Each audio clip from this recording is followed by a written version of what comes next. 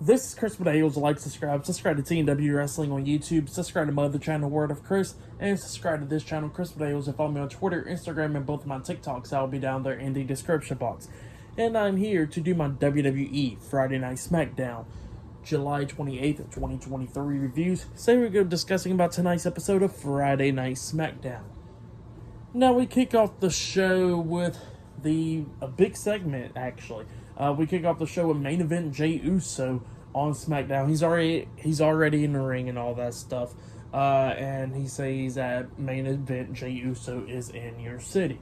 And as soon as he says that, he gets interrupted by the undisputed WWE Universal Champion Roman Reigns with Solo Sikoa and Paul Heyman of the Bloodline. The Bloodline comes in the ring, and Roman Reigns tells everybody to acknowledge him.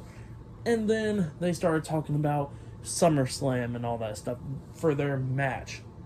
And Roman says that, that Jey is going after his title, and most importantly, he's going after his tribal chief spot. And Jey was pretty much telling Roman, like, I didn't want to go after the tribal chief spot. I never wanted to be the tribal chief. He says that all these years that he wanted to be, Roman's right-hand man, like have Roman's back and all that stuff, because that's what family does. And Roman was talking about, like, the only reason you was the right-hand man was because Jimmy was injured. He says if Jimmy wasn't injured, you wouldn't never been the right-hand man. You wouldn't never been main event Jey Uso. So yeah, that's what Roman was telling Jey. And, Jey was talking about how Roman did so much. He broke the family, and not only that, he broke Jimmy. And, Roman starts playing the back on Jey, talking about, like, no, it's all your fault for what happened to Jimmy, because of your selfishness and all that stuff, becoming the right-hand man and all that stuff. So, yeah, that's what Roman was telling Jey. And then he tells Jey, he goes, like, let's say this. Let's say if you did beat me at SummerSlam, yeah, you become Universal Champion, yeah, you become the new Tribal Chief. But at the end of the day, he's still Roman Reigns. So yeah, that's what Roman Reigns said to Jimmy, and he says to he says to Jey that at the end of the day, if Jey loses, that Jey will be nobody. So yeah, that's what Roman was telling Jey.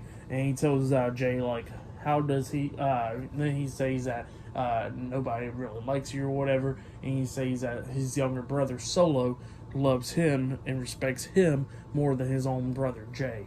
So yeah, that's what Roman said, and he says that that what makes Jey think that he can beat him at SummerSlam, and Jey says that I already beat you once. I was the first ever one to pin you in 3 years. So I can do it again. So yeah, that's what that's what Jey says. And Jey actually came up and got his hand like on the back of Roman's neck, telling him that and stuff.